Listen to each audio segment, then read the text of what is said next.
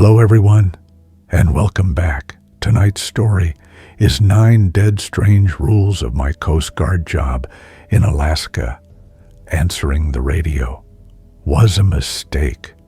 Working the Coast Guard is already dangerous, but in the freezing isolation of Alaska, the rules are unlike anything you'd expect. Some of them are strange, others are terrifying. And the one rule I should have never broken was answering the radio. If you enjoy these disturbing creepypastas, don't forget to like the video and subscribe to the channel. And let me know in the comments, where are you watching from? I always love seeing where everyone is tuning in. Now, let's begin. Look, I don't know why I'm doing this. Maybe it's because the silence here, it's starting to hum. Or maybe it's just the sound of my own blood pounding like a trapped bird. But I have to tell someone, anyone, before it's too late, before they find me, or before I become one of them. My name is Finn, or it was. Doesn't matter now. What matters is what I did, what I saw, what I heard. It all started with a bad job posting, a poor decision, and a forgotten outpost far, far north. You ever wonder what it's like, being truly alone? Not just no cell service, but truly cut off? Miles of frozen wilderness, nearest human days away by chopper, if weather allows. That was my life. My posting, U.S. Coast Guard, Point Barrow, Alaska. Not the main station, the other one, the observation post. A tiny shack perched on the edge of nothing, overlooking the Chukchi Sea. My entire world for 6 months. A cramped metal box, an ancient shortwave radio, and instructions that made my blood run cold. I was fresh out of training, looking for adventure. Alaska sounded wild, untamed. I pictured majestic glaciers, breaching whales. What I got was a purgatory of white, a relentless wind that screamed like a banshee, and months of darkness. They flew me in on a battered Cessna, dropped me with supplies, and a stern senior officer who looked like he hadn't slept in a decade. He didn't shake my hand. He just pointed at the shack, then at the radio and said, "Your predecessor." He went a little stir-crazy. "Stick to the rules, son. All 9 of them, especially rule number 7. And for God's sake, never answer the radio after midnight, unless it's the special tone. You'll know it." He left before I could ask what the special tone was. That Cessna engine fading was the first time I felt it. The true bone-deep isolation. Being forgotten, like the world had just snipped the thread. Inside, the shack was colder than it had any right to be. A lingering smell of stale coffee and something metallic like old blood or ozone. The single bunk was stiff, the small table cluttered with outdated maps and a logbook. The radio dominated, a hulking green beast, its dials yellowed, antenna wire disappearing through a hole into the howling void. Next to the radio, taped to the wall, was a laminated sheet of paper. Typed in stark font were the rules, the 9 dead strange rules. I remember tracing them with my finger, feeling a prickle of unease. They weren't about maintenance or communication. They were different, a manual for surviving something that shouldn't exist. Rule number 1, maintain a daily log of all meteorological data, ice movements, and unusual wildlife sightings. Be precise. Discrepancies will not be tolerated. Standard. Rule number 2.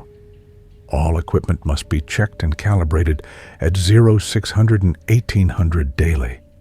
Any malfunction reported immediately via secure satellite burst.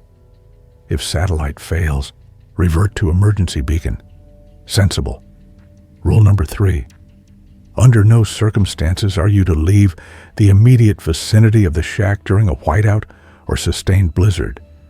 Visibility drops to 0, and the landscape is disorienting. Polite word for it. The rest of the rules, they got stranger, more specific, more terrifying. And I followed them. For weeks, I did. Because what else was I to do?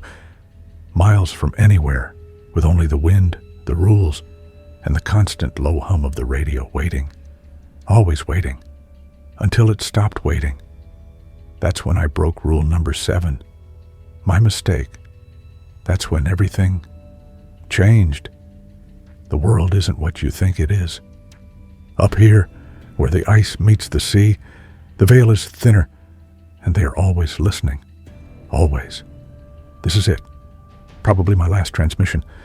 My name, it doesn't matter anymore. What matters is the story. What I did. What I heard. What's coming for me. I'm holed up in a supply shed, its metal walls groaning under the Alaskan wind. Every creak, every groan sounds like a footstep. Every shadow stretches, then disappears. I'm cold. Not just Arctic chill, but a cold born of pure terror.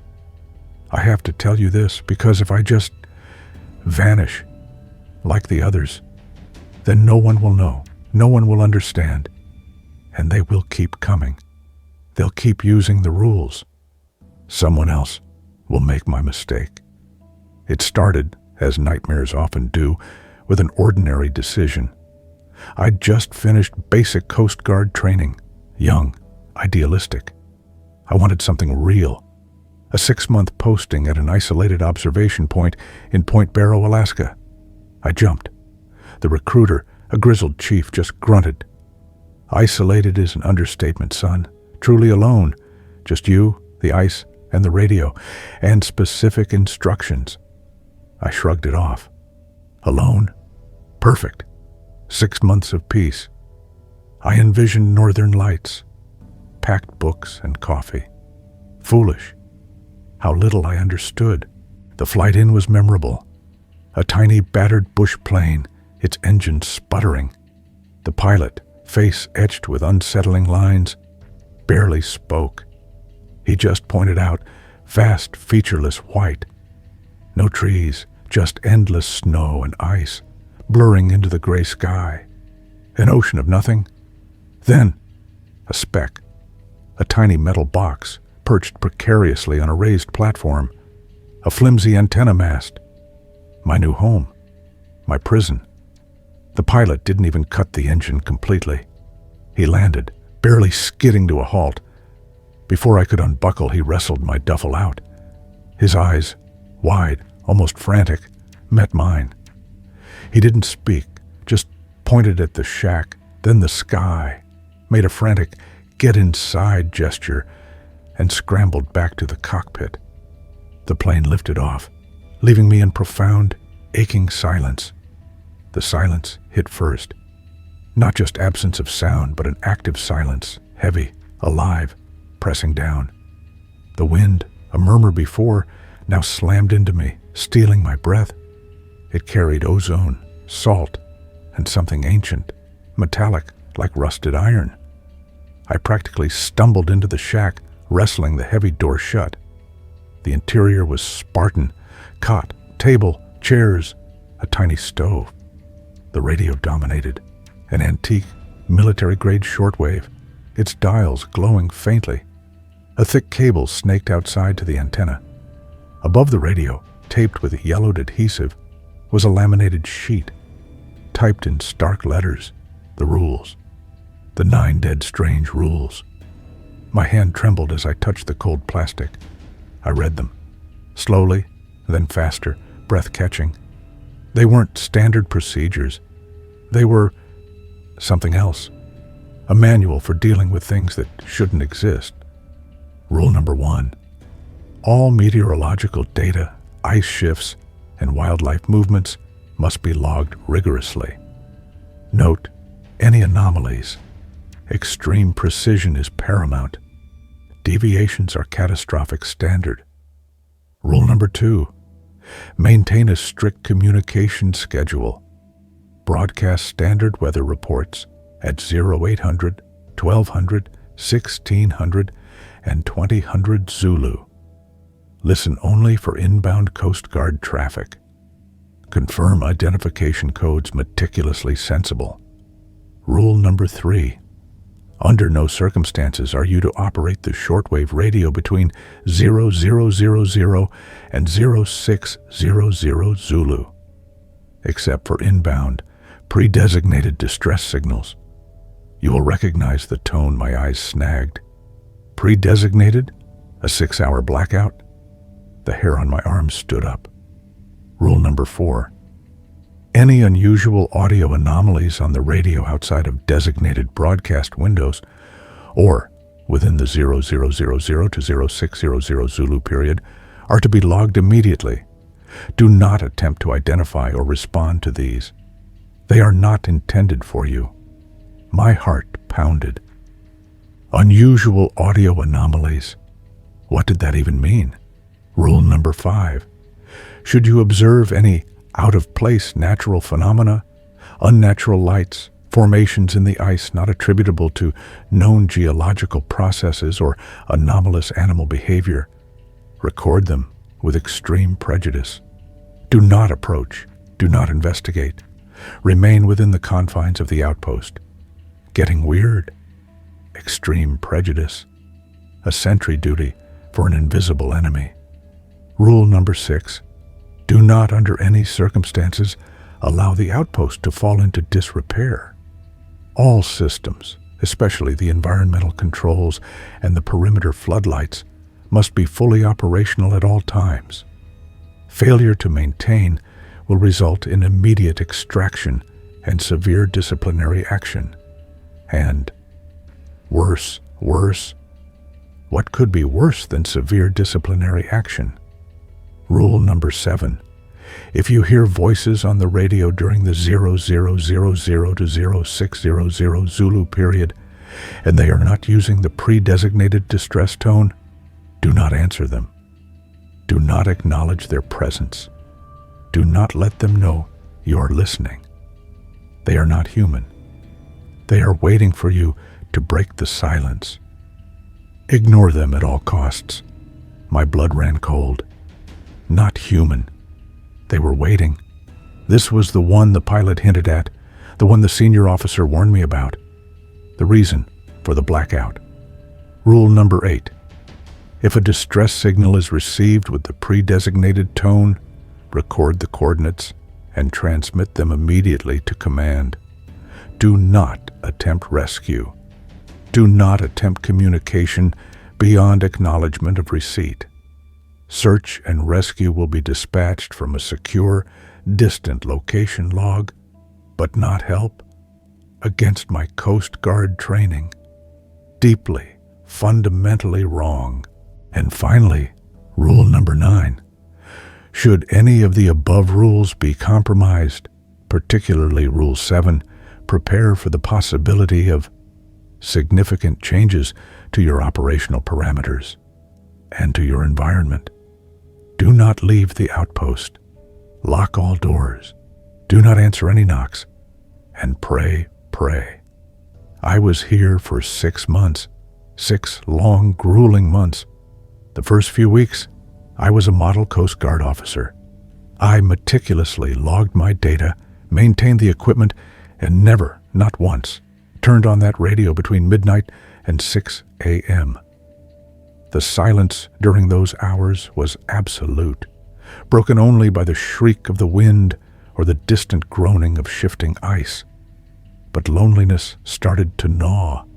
The long, dark days, the endless white landscape, the oppressive weight of being utterly, completely alone. It presses in, that kind of isolation. It warps your perception. You question what's real, what's just the wind, what's just your mind playing tricks. I started talking to myself, reciting old movie lines, anything to fill the void. I started seeing things in the swirling snow outside the window, distorted faces, fleeting shapes that vanished the moment I focused. Sleep became a luxury, plagued by nightmares of silent, endless voids. The shack, once a refuge, began to feel like a coffin. And then, one night, around 0300 Zulu, it happened. The radio, silent for weeks, a dark hulking shadow, suddenly crackled. A whisper, faint, almost imperceptible, weaving through static, cutting through silence like a razor. It sounded curious, almost inviting. And that's when I broke rule number 7. My mistake. My world, already small, began to expand into something horrifying, something that wanted in, something that wanted to talk. And I, like an idiot, answered. I still remember the feeling. The silence, after weeks of it, was a physical weight. And then, that whisper. It wasn't a human voice. Not really. It was a tapestry of sound. 100 voices murmuring just beneath understanding. Some sounded like rustling leaves, others like distant water, a few like wind whistling through hollow bones. But woven into it, just barely discernible, was a coherent thread, a question. It asked, "Are you there?" My heart slammed against my ribs, a frantic drum in the desolate quiet. Rule number 7. Do not answer them. Do not acknowledge their presence. Do not let them know you are listening. But weeks of crushing solitude, of talking only to myself, had eroded my resolve. That whisper, fragmented and alien, was a voice, a response, a connection, and I was desperate for it. My hand, numb with cold, reached for the transmit button. My finger hovered, trembling. The rational part of my brain screamed, "No, don't do it." But the lonely, desperate part yearned. I pressed it. The familiar click of the button felt deafening in the stillness. "Yes," I whispered, my voice cracked, barely audible even to myself. "I'm here." The response wasn't immediate. There was a pause, a stretched, agonizing moment where the static seemed to swell, consuming all other sound. Then, the whispers returned. But they were different now, clearer, more focused, and colder. "We know," a collective voice hissed. It wasn't a whisper anymore. It was a chorus of dry, rasping breaths, like sand sliding over glass. "We knew you would be." A cold dread coiled in my stomach. This wasn't a lost hiker or a stranded vessel. This was something else. Something that shouldn't be able to communicate, let alone know me. I yanked my finger off the transmit button, my mind racing. What had I done? Then the questions started. Not questions you could answer. They were philosophical, disturbing. "What is the true nature of silence?" One whispered, like a dry leaf skittering across ice. "Does light truly banish shadow, or merely define it?" Another rasped, sounding like a frozen branch snapping. They weren't waiting for answers. They were observing, testing.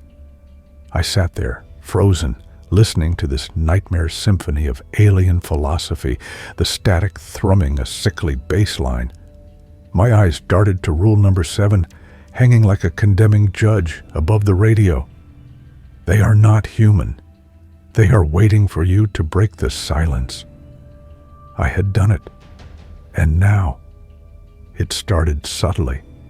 A slight drop in temperature within the shack, despite the stove glowing cherry red. A sudden, unexplained flicker of the small LED lantern I kept on the table. Then, the sounds began. I heard the ping first, like a single, perfectly formed droplet of ice hitting something hard, followed by a slow, deliberate scrape against the outside wall. I froze, my breath held. It sounded like something large, heavy, being dragged. My blood ran cold. Not an animal. Polar bears didn't scrape like that. Then, a low, guttural moan echoed from somewhere just beyond the shack. It wasn't a human moan, nor an animal's. It was deeper, more resonant, like the earth itself was sighing in pain. I scrambled to the tiny window, peering out into the perpetual twilight. The blizzard had picked up, a swirling vortex of white, making visibility almost zero. But through a brief, furious break in the snow, I saw it, or thought I did. A shadow, a vast amorphous shape, darker than the night, moving with unnatural speed across the endless white. It seemed to absorb the faint light from my perimeter floodlights, leaving only a void. As it passed, the snow recoiled, briefly revealing glistening obsidian black ice beneath. My heart leapt into my throat. This was rule number 5, manifesting with terrifying swiftness. Unnatural lights, ice formations not attributable to known geological processes or anomalous animal behavior. I saw a brief glimpse of an out-of-place formation, a perfect, unnatural circle of black ice radiating from where the shadow had been, quickly consumed by swirling snow. The scraping stopped. The moan faded. All that remained was the scream of the wind and the relentless, buzzing static of the radio. I stumbled back from the window, my legs suddenly weak. My mind reeled. What was that? What had I invited by just saying 2 words? The radio, meanwhile, remained active. The voices weren't asking questions anymore. They were reciting numbers, long, complex strings interspersed with corrupted data, bursts of white noise, and the faint, unsettling wail of a distant, sorrowful wind instrument. I tried to turn it off. My hand shook as I reached for the power switch, but it wouldn't budge. It was jammed. The dials, too, were locked in place. The radio, that ancient green beast, was now a conduit, broadcasting directly into my brain, a constant, tormenting presence. That was the first night. The first night I truly understood the rules weren't warnings, they were prayers. And I had blasphemed. The next few days were a blur of terror and confusion. The radio wouldn't shut off. It just kept broadcasting those numbers, those corrupted data bursts, those mournful wails. And the outside began to change. Rule number 1, maintain a daily log of all meteorological data, ice movements, and unusual wildlife sightings. Be precise. Discrepancies will not be tolerated. I tried. I really did. But the data was wrong. The temperature readings would fluctuate wildly, dropping to impossible lows, then soaring for a few minutes, before plummeting again. The barometric pressure would spike and then flatline. And the ice. Oh God, the ice. I looked out one morning, through the small, frosted window, expecting the usual unbroken expanse of white. Instead, what I saw made my blood run cold. There were patterns, geometric shapes, perfect circles, impossible squares, stretching for hundreds of yards across the landscape, etched into the frozen surface of the sea ice. They weren't cracks. They were deliberate, as if someone had taken a gigantic, ethereal compass and ruler and drawn directly onto the ice. And some of these patterns, they seemed to pulse faintly with a cold internal light, a pale, sickly blue that flickered beneath the surface. I logged it. I wrote anomalous ice formations with a shaking hand, the pen scratching loud in the oppressive silence. Rule number 5. Should you observe any out-of-place natural phenomena, record them with extreme prejudice. Do not approach. Do not investigate. Remain within the confines of the outpost. I remembered the officer's words, his frantic gesture. I didn't need to be told twice. I certainly wasn't going out there. Not with those shapes. Not with the rhythmic thump, thump, thump that had started 2 nights ago. A deep, resonant sound that seemed to shake the very foundations of the shack. It was slow, deliberate, and it was getting closer. The radio voices had shifted too. They no longer asked abstract questions. Now, they were describing the shack, describing me. "He is cold," one would hiss, a mockery of my own voice. His breath fogs the air. His eyes dart from the window to the radio. "He clutches the blanket tighter," another would rasp, making me flinch. "He fears the darkness outside, but the darkness is within." They were watching me. From where? How? I spun around, my eyes scanning the cramped interior, convinced there was a hidden camera, a crack in the wall, something. But there was nothing. Just the flickering lantern, the ancient radio, and the four metal walls that felt increasingly less like a sanctuary and more like a tomb. I tried to eat. The processed rations tasted like ash. I tried to sleep. The dreams were worse than the waking nightmares. Shadows moved at the periphery of my vision, just out of focus. The rhythmic thump, thump, thump outside was now constant, a low, vibrational hum that resonated through the floorboards, through my very bones. It felt like something immense, impossibly vast, was circling the outpost, measuring its boundaries, testing its strength. And sometimes, through the drone of the static and the alien whispers, I'd hear it. A faint, high-pitched whistle, like air escaping from a vast, pressurized chamber. A sound that made the hairs on my neck stand on end, a primal part of my brain screaming danger. I wasn't just isolated anymore. I was hunted, and it was my fault. I had opened the door. I had broken rule number 7, and now the rules themselves seemed to be weaponized against me, twisted, turned into instruments of psychological torment. They knew I was here, and they weren't going to let me forget it. Not ever.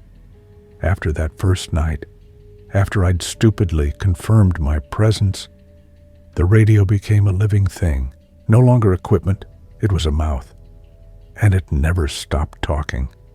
Or rather, they never stopped talking through it.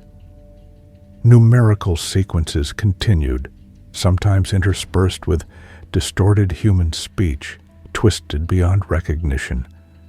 And the whispers, they were no longer philosophical. They were personal. "He shivers, though the stove burns hot." One voice would hiss like dry snow skittering across a window pane. "He pulls the blanket to his chin, but the cold is already within him." Another would follow, a sound like cracking ice. They were narrating my actions, my thoughts, my fear. I'd be huddled on the cot, trying to block out the incessant drone. And suddenly, a whisper would cut through, describing the way my fingers picked at a loose thread on the blanket, or the frantic darting of my eyes around the room. It was like living in a glass box, and they were watching from every angle, from everywhere. Sleep became impossible. Every time my eyes closed, the whispers grew louder, clearer, forming coherent sentences that burrowing directly into my brain. "We are here, Finn. We have waited. The silence is broken." I'd wake in a cold sweat, heart hammering, convinced I'd heard a physical presence in the shack with me, only to find the radio glowing, humming, broadcasting its insidious symphony to the empty air. The rules, once a comfort, became a cage. Rule number 1, about meteorological data and ice movements. I continued to log, but the anomalies became the norm. The perfectly geometric patterns on the ice outside, previously mere circles and squares, now formed complex interlocking designs. They looked like glyphs, like some ancient, forgotten language carved into the frozen sea, and they pulsed. Not a bright, obvious light, but a subtle, internal luminescence, like phosphorescence deep in the ocean, a sickly, pale green that seemed to absorb the light around it, leaving the immediate vicinity of the patterns darker than the rest of the ice. I'd stare at them, transfixed by their impossible precision, feeling a creeping dread that they weren't just patterns, but messages, or worse, a growing, living network. The thump, thump, thump outside intensified. It was slower now, more deliberate, and louder. It sounded like something immensely heavy being dragged, or perhaps a monstrous, colossal weight shifting, settling into place. One morning, driven by a desperate need to understand, I peered through the small window, wiping away the frost with a shaking hand. The blizzard had cleared, leaving a stark, terrifying clarity, and I saw it, or the edge of it, rising from the vast, flat expanse of the ice miles away, was a colossal black monolith. It wasn't natural. It was too perfect, too smooth, too defined. Its surface seemed to absorb all light, a void against the white, and it pulsed faintly, almost imperceptibly, with that same sickly green light as the ice patterns. It wasn't moving, not exactly, but the thumps were coming from its direction, echoing across the frozen waste. It was like a vast, ancient machine, slowly, irrevocably activating, and the geometric patterns on the ice, they seemed to radiate from it, like roots from an unfathomable, dark tree. Rule number 6. Do not, under any circumstances, allow the outpost to fall into disrepair. All systems, especially the environmental controls and the perimeter floodlights, must be fully operational at all times. Failure to maintain will result in immediate extraction and severe disciplinary action. And worse, what could be worse than severe disciplinary action? The integrity of the shack itself began to fail, not because of my negligence. It felt attacked. The temperature regulator on the stove would flicker wildly, plunging the shack into sub-zero temperatures for hours, only to then blast stifling heat. The perimeter floodlights, which were supposed to be my only defense against the crushing darkness, began to malfunction. One by one, they would simply die. Not burn out, but wink into existence, flicker erratically, then vanish, leaving vast swathes of the immediate vicinity in impenetrable gloom, and the sound of scratching from inside the walls, faint at first, like a mouse, but growing. It wasn't a mouse. It was too rhythmic, too deliberate, like something with long, sharp claws, systematically, patiently, tearing at the insulation, at the wiring, at the very fabric of the shack. They were getting in, slowly, insidiously. I would press my ear against the metal wall, straining to hear, and sometimes I'd hear a faint, wet, slithering sound just beneath the scraping. My mind screamed at me. There's something in the walls, something that wants to get out, or in. Rule number 9. Should any of the above rules be compromised, particularly Rule 7, prepare for the possibility of significant changes to your operational parameters and to your environment. Do not leave the outpost. Lock all doors. Do not answer any knocks, and pray. I was trapped, truly trapped. The outside was a nightmare of impossible structures and malevolent cold. The inside was a crumbling illusion of safety, filled with the insidious sounds of invasion. And the radio. The radio was their voice, their unblinking eye. Then came the new, terrible escalation. The voices on the radio stopped narrating my actions. They started imitating. They would repeat phrases I'd whispered to myself in my loneliness, Words of comfort I'd tried to offer my own terrified mind, but twisted, distorted. "It's just the wind, Finn," one would hiss, a mockery of my own voice. "Just the wind, blowing through your bones." "You're safe here," another would rasp, making me flinch. "Safe, until we decide otherwise." The psychological torment was worse than any physical threat. I was losing my mind. I knew it. The line between reality and hallucination blurred. Shadows danced in the corners of my vision. The constant static became a roar in my ears. I'd see faces in the patterns of frost on the window, gaunt, elongated faces with eyes like chips of black ice staring back at me. And then, one night, around 0200 Zulu, it happened.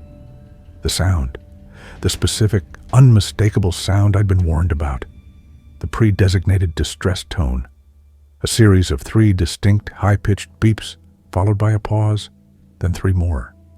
It was clear, precise, cutting through the churning static like a laser. My heart leaped.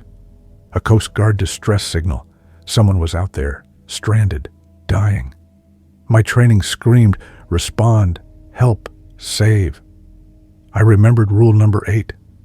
If a distress signal is received with the pre-designated tone, record the coordinates and transmit them immediately to command.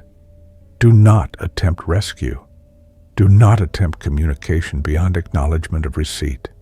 Search and rescue will be dispatched from a secure, distant location. But then, a voice followed the tone. A human voice, desperate, young. This is Rescue 47 Bravo. Mayday, Mayday, our bird. We're down. Engine failure. We're somewhere near the monolith. We need help. God, it's so cold. There's something moving out here. Something big. Finn, are you there? Please, for the love of God, answer me." My blood ran cold. Rescue 4-7-Bravo. That was my flight's designation, the Cessna that had dropped me off. And the pilot's voice, unmistakable in its terror. My pilot. How could he be out there? He'd flown away weeks ago. And the monolith? How could he know about it? My hand hovered over the transmit button, shaking uncontrollably. Rule number 7.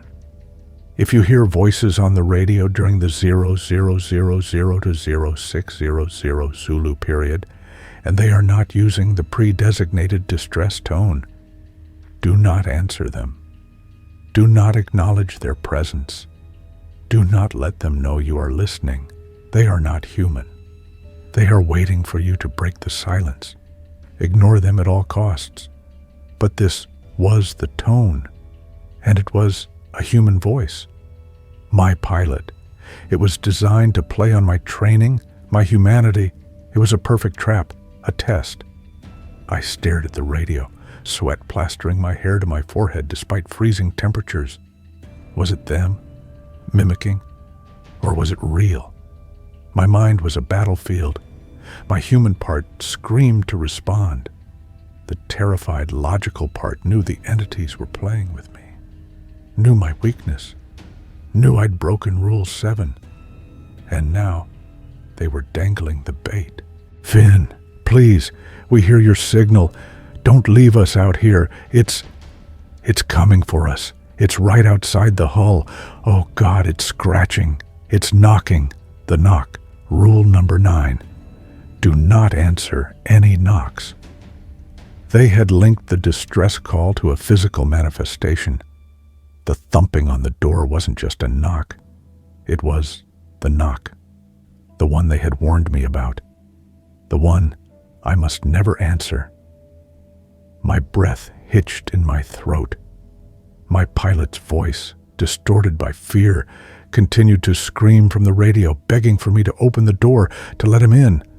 And the thumping intensified, growing louder, more insistent, shaking the very frame of the shack. They were here, right outside. And they wanted in. They wanted me to break the final rule.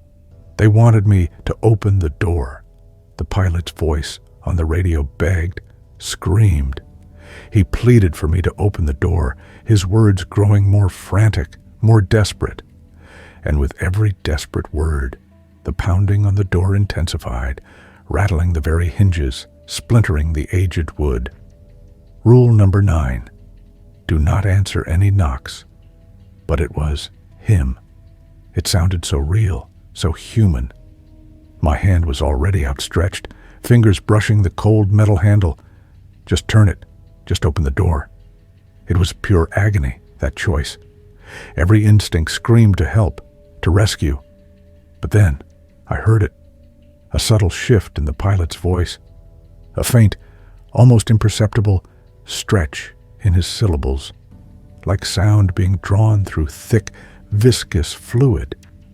And then the pilot's voice on the radio didn't just fade. It warped. It deepened, broadened, merging seamlessly with the other alien whispers, becoming just another thread in their malevolent chorus. He will open the door. He will let us in.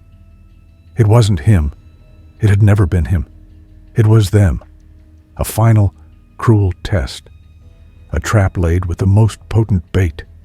My own humanity. I recoiled, my hand jerking back from the door as if burned. The thumping outside didn't stop, but it changed. The human rhythm dissolved into something different. A wet, slithering sound accompanied by a heavy dragging that vibrated through the floorboards. The knocking wasn't knuckles anymore. It was something else. Something hard and sharp, scoring the metal door, leaving deep gouges in the painted surface. The door bowed inward, a deep crack forming along its frame. They weren't just knocking, they were breaking in. I scrambled back, clutching the heavy wrench I'd grabbed earlier, my only weapon. My heart was a frozen knot in my chest. This was it. I'm hiding now, in the supply shed, the one they barely mentioned. It's small, unheated, just a matter of time. The radio is still going, broadcasting from the main shack. I can hear the sounds through the thin walls. They're inside. The constant whispers, the wet slithering, the creak and groan of the shack as something massive moves within it. My sanctuary is gone. They are here. They know. And it's because I broke rule number 7. So, if you ever find yourself out there, truly alone, with a set of rules that defy logic and a radio that whispers to you in the dead of night, don't answer. Don't break the silence. Don't make my mistake. Because some rules aren't just for order, they're for survival. They're all that stands between you and what truly lies beyond the veil. And once you break them, once you let them know you're listening, they'll never stop. They'll never let you go.